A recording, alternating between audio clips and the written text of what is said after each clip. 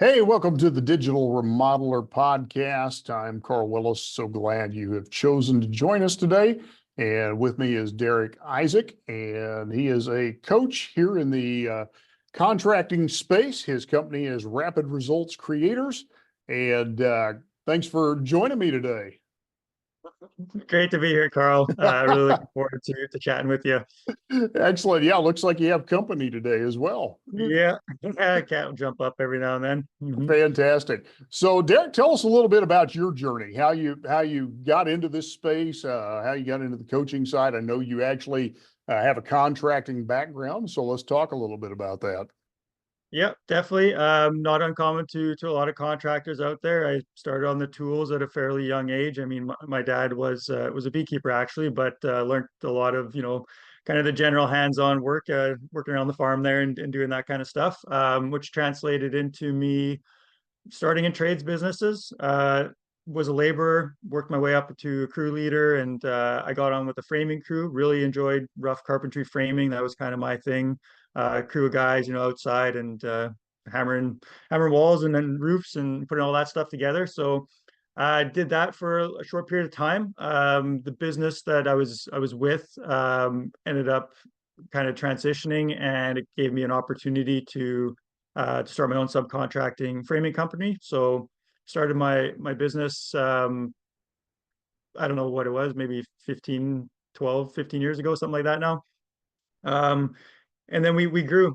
We grew quickly. We worked for a lot of like home builders, and then started doing a lot of private, large multi-million dollar homes and things like that.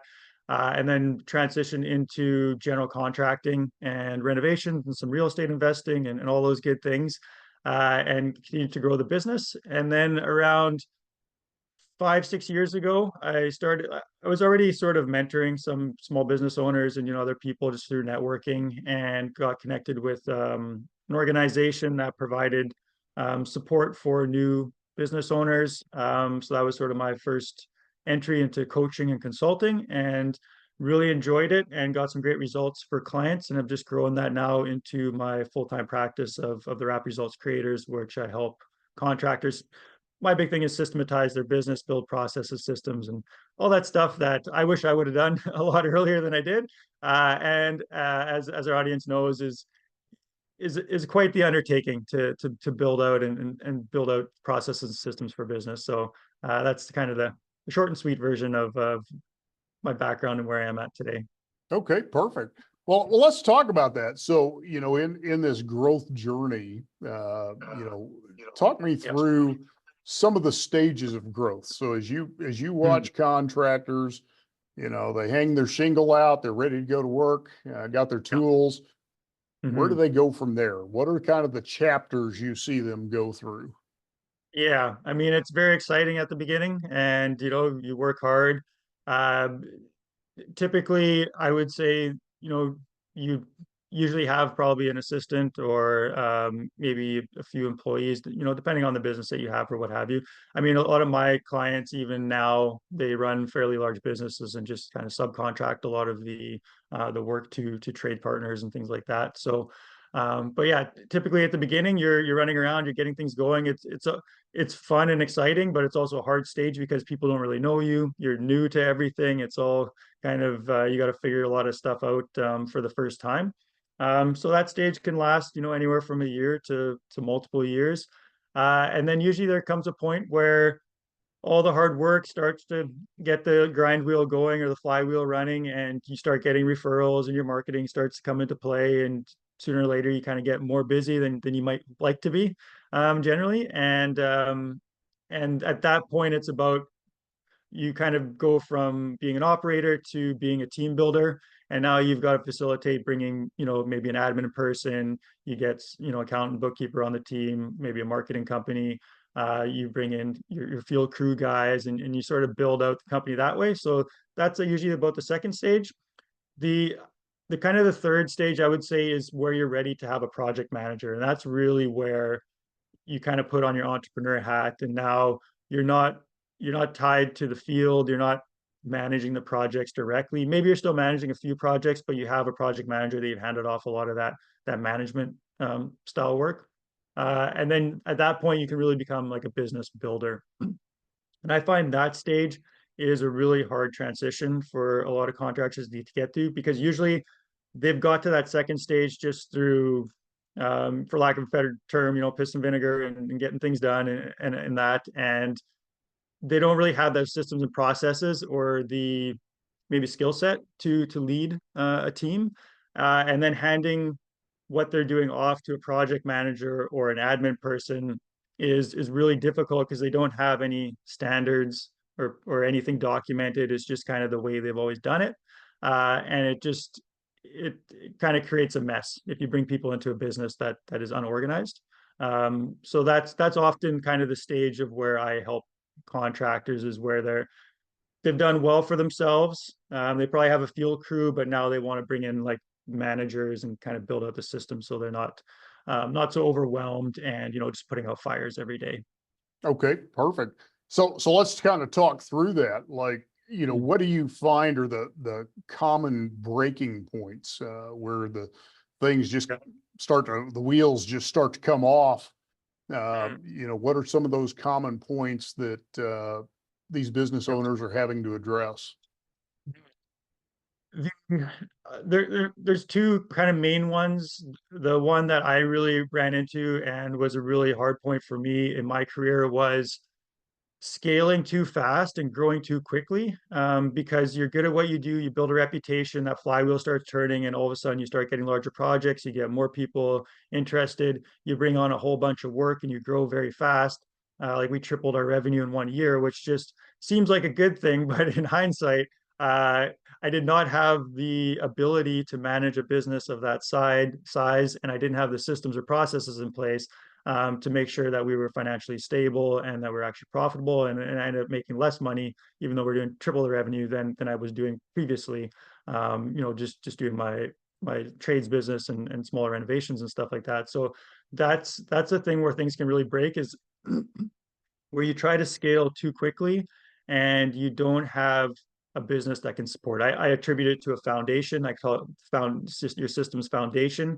If the foundation is, not in place, you build this big business and it can easily fall over. And if you're not watching the numbers, you can get into a lot of hot water, because it seems like you're making money because you're doing larger and larger and larger projects, and more money's coming in. But those projects start wrapping up and maybe your estimating wasn't in place, or you weren't tracking your financials, and it can really cause issues and problems, in the future, from that growth. So that's one.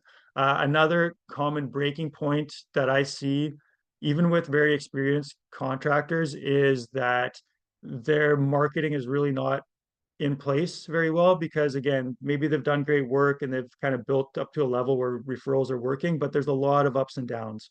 And it is seasonal, and yes, there'll always be up and down business, but they really don't have any consistent thing in place. It's sort of like, we got a whole bunch of work, so I'm busy just taking care of all my clients, and then projects start wrapping up later or early, in the year, depending on the swing of construction and seasons. But and then all of a sudden it's like, oh, I need to do sales and marketing. So they start calling clients and this and that. But there's always that lead time of, from someone being interested to you actually, signing a project and getting money, or starting a project after it goes through permitting and design and all this kind of stuff. So not having consistent marketing, I think, is a lead cause of another breaking point that causes a lot of the ups and downs and difficulties for contractors out there.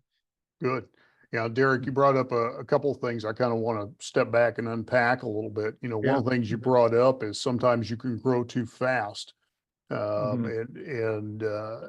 I kind of speak into that because I think a lot of times an entrepreneur, they feel like it's a failure that they have to slow down a little bit. And, one of the things I know I've had to speak into the life of a few of my clients is sometimes you have to slow down to speed up.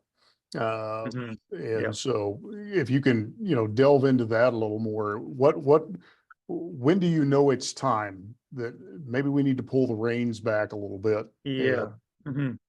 Yeah, definitely. So a couple of just sort of thought processes is one thing to think about, is like, if you're already busy and you're already working 50, 60 hours a week, growing your business is just going to make things more crazy and busy and cause more like new problems. So that's one thing to keep in mind as far as, where things are at. But essentially, any like no matter where you're at, just getting that systems mindset of like, I need to create a process, I need to have some documentation.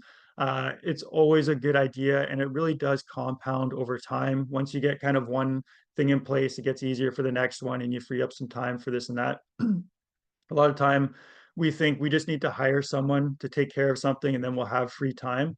Um, but often you're not being effective with that hire because now you've got to train them. They're probably not going to be super great at what they do because you don't have any documentation system training, anything specific that they can really follow, and they're not going to be efficient because you're either paying a lot for them because they're very experienced and they're going to kind of tell you how to run your business or do that job. So either you're going to be paying a lot for someone like that, or you're going to be hiring someone that doesn't have as much experience as they should, potentially, and you don't have like a great training system for them. Another thing to mention is with having this distinction between profit and revenue, I think is very key, especially for contractors who maybe are early on or don't have a financial background. And that's something I realized very quickly too, is, instead of trying to double or triple revenue, maybe you just do less projects, but you do more profitable projects. It may mean that your closing ratio is a little bit less, or your pricing needs to be higher in that, but you can kind of go after a certain market or really work with people that are willing to pay a little bit more for quality service. Now, what comes along with that is you need a quality business to be able to charge those types of prices and get those types of jobs. But if your marketing and your branding and everything are in place and you have some good salesmanship and you're professional and you have some reputation, for me personally, I would way rather do $1 million in revenue and make 200,000 in profit, like as income, than a $3 or $4 million company that does 100,000 or even 200,000, because it's easier to manage, and it's more scalable, because if you're making those kind of margins and overhead, or profit on top of your overhead, then you have room in there to hire managers, to hire, to spend money on getting professional help. And it makes scaling a whole lot easier. Absolutely. And then you hit on something else I think is critical, knowing your numbers. Mhm. I meet Yeah. too many business owners that don't know their numbers. You say, hey, what were your revenues? What was your cash flow? What's this? And their eyes kind of glaze over and, roll back in their head. So, Mhm. so let's talk about that for a little bit. Some Yeah. of the things, common mistakes you see. Mhm. What are just some simple, one or two things that a business owner could do to just simply improve even that part of their business? Yeah. Yeah. So with the eyes rolling back there, that was me. At one point, I had a coach, a mentor at the time, who was helping me grow my business. And I remember we met in person, and we were looking through my books, and he was asking me, how much is your overhead, and what are your cost of goods sold? And I was like, what's that? So there's these terms that we've probably heard, but we don't really always really understand really well. But at the very basics, having your bookkeeping up to date is super important. And I would say, no matter kind of where you're at in business, even if you're kind of starting out, like, you might want to do your own books for the first little while, but very early on, that's one of the first things that I would delegate, is getting someone else to do the bookkeeping for you. You should still be watching it and know what's going on, but it's just it's not the best use of a contractor's time. But certain things to figure out is your overhead. So this is everything that's not attributed directly to a project. So this isn't like labor, materials, anything that you can tie directly to producing work on a project. That'll be your cost of goods sold, your cost of service, for a project. So that'll be all your top line stuff. And then below that is your overhead, which is things like insurance, generally your computers, your software, professional services, if you hire an accountant or something like that. So knowing that overhead, as a percentage of your revenue is really important, because you're probably charging margins of, it depends, but it could be anywhere from 15 to 50%. And you want to know what percentage of those margins, the overhead and profit that you're charging, is actually being used for your overhead. Is it 5% or 10%? And it can be a little bit deceiving that you believe you're making a lot more money than you actually are at the end of the day, because your overhead could be higher. So that's sort of the first thing to sort of get into place, and kind of an easy thing to set up. The next thing would be job costing, which is kind of like, I call it the holy grail almost of contracting for a lot of contractors that aren't there yet, because it just seems so like amazing in the concept, but like like they're unable to implement it essentially, which it's not as hard as it seems, but it does take some work to set up. But getting proper job costing with cost codes and your accounting and bookkeeping team, so that you can see on a project, at the minimum, did we make money on this project? So at the very minimum, you should know all the expenses that are tied to a project, labor and materials, as well as project management. I'll get into that in a second there, but it's a big topic. But the job costing, essentially, at the very minimum, knowing we did this project, how much did we make? Did we make 10 grand? Did we make 30 grand? Did we lose money on it?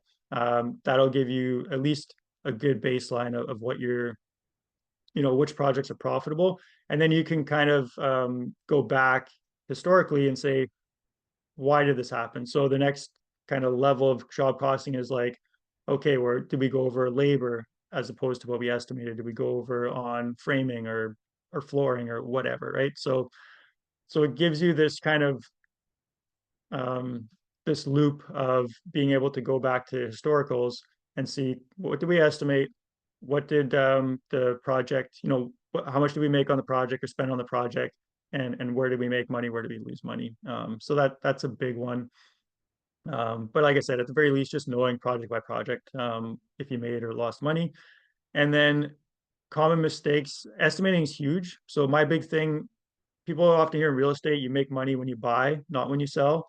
In contracting, you make money when you estimate, not when you sell the project. And what I mean by that is, if you've estimated properly, you're going to make money on the back end.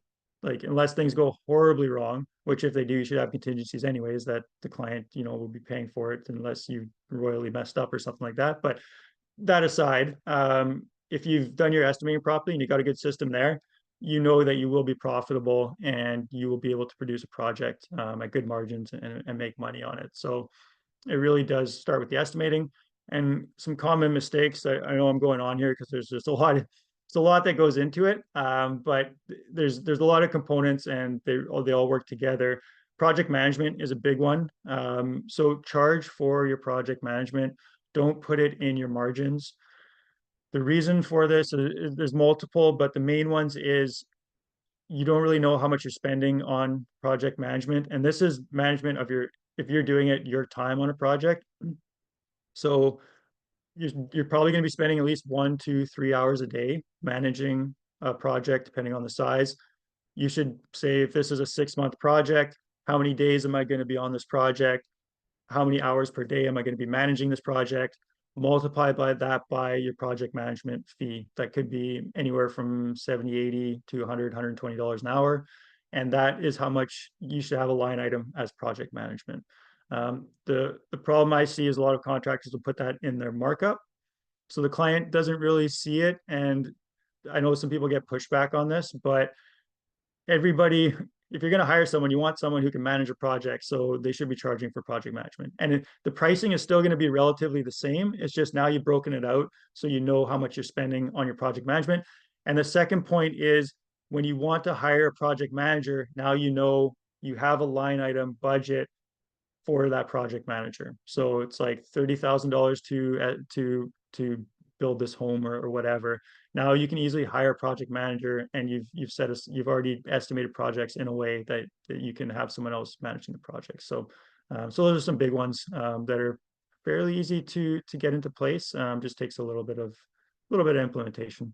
Excellent. Yeah, there's a lot of gold nuggets there. And I think in particular, I love the line item because it's a transparency thing. And Mhm. gives the homeowner confidence that somebody's going to be on top of their project. And so, you always have to think about the homeowner's fears. They don't want to be taken advantage of. And I think that's just even from a psychological standpoint, there's a Mhm. lot of impact to that. So that's awesome. So let me shift gears with you a little bit.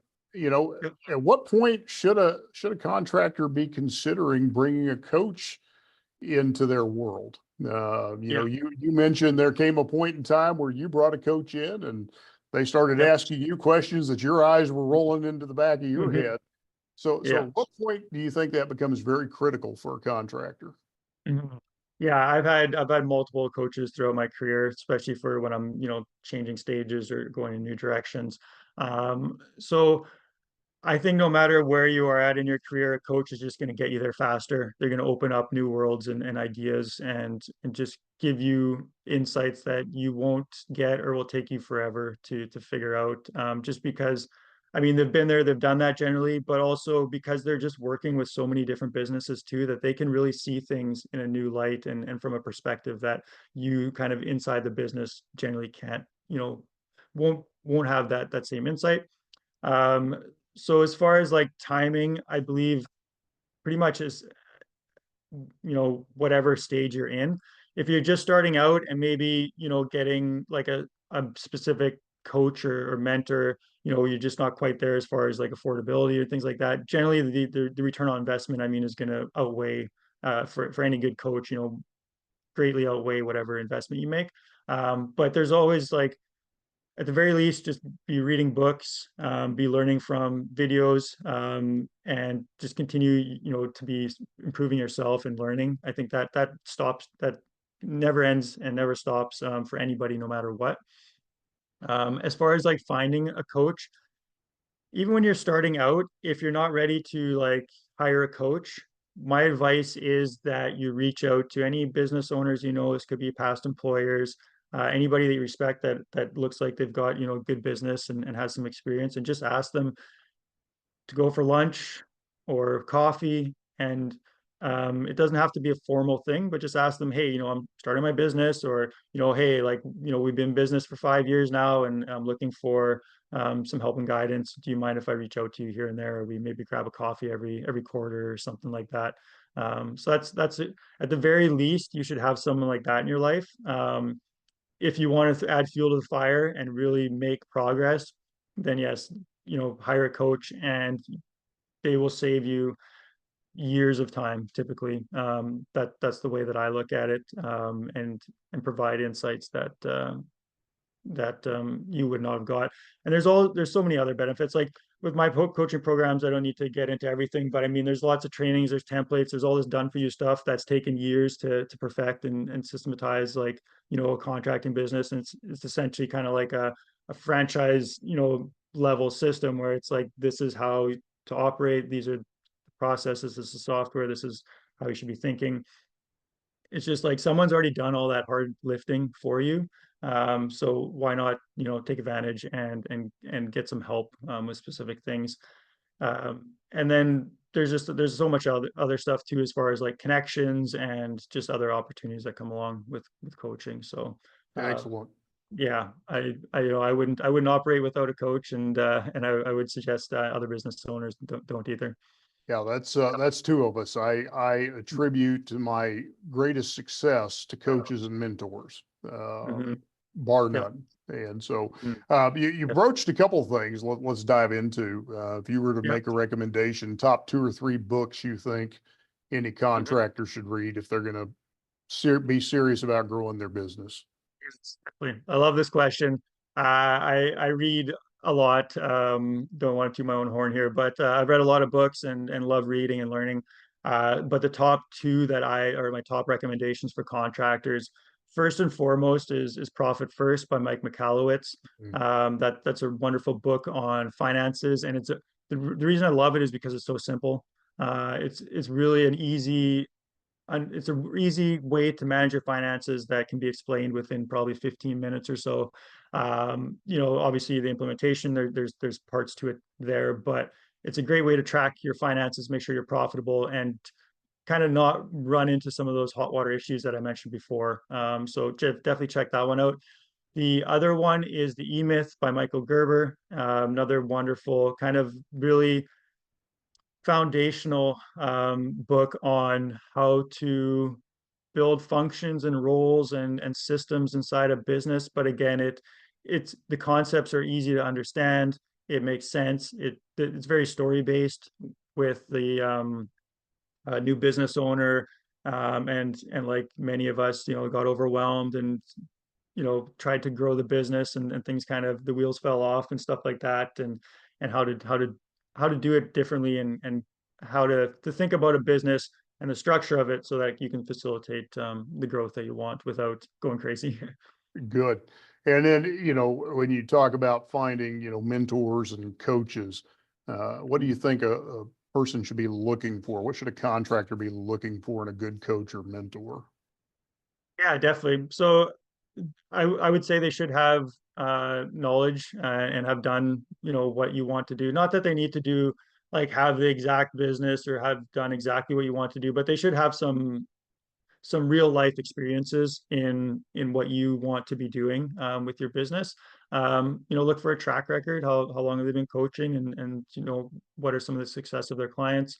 Um, are they a good fit? So there's a lot of different types of coaches, and I'm big on being niche and finding coaches for specific things.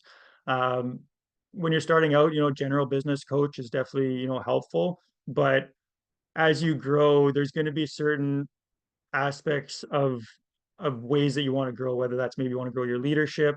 My big thing is systems and processes, so that's what I coach on.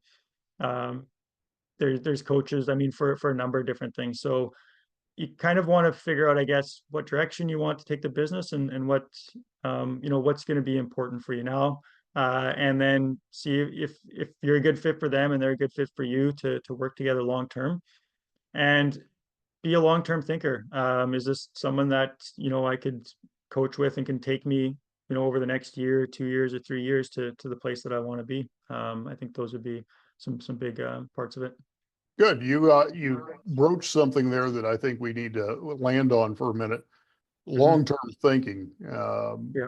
I think one of the things that I'm sure you find, I find with the Mhm. clients, sometimes they're not thinking much past next week or next month.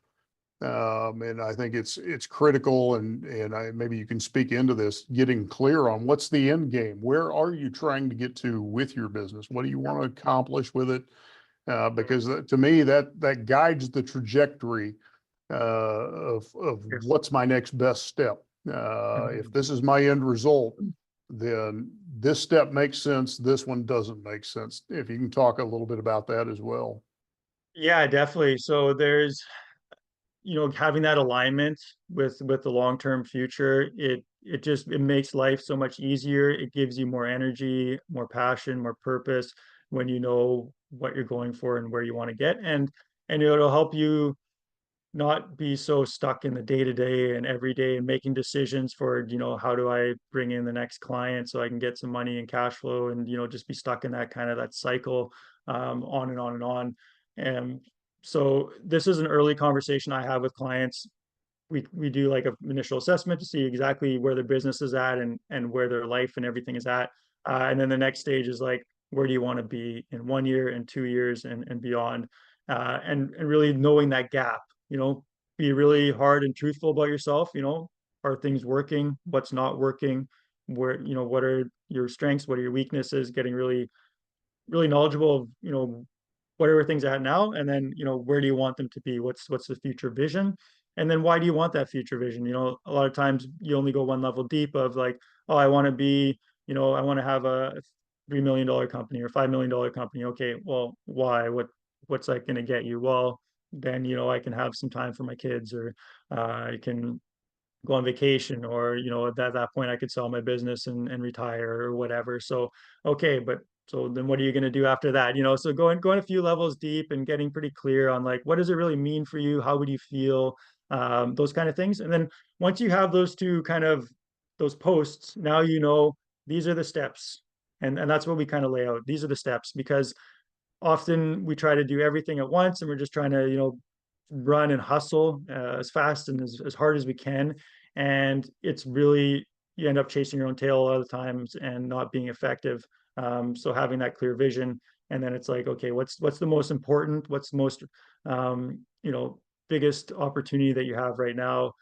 What's the first thing we need to focus on, then the second thing, third thing, and kind of, build it out from the year to the quarter to the month to the week to the day. And then it kind of boils down to daily habits really, and then having everything aligned so that, come, um, goals don't always happen exactly as you want. Obviously, life happens. Goals, they do happen, but sometimes it takes longer. But at least you're always in the right direction. And you can also, because you have that clarity, you can also communicate that to your team as well. So it gets everybody rowing in the same direction, and it keeps you constantly adjusting so that you're making progress, to where you want to go. So it's not only just for you to know where you're going, but also to communicate to the people around you.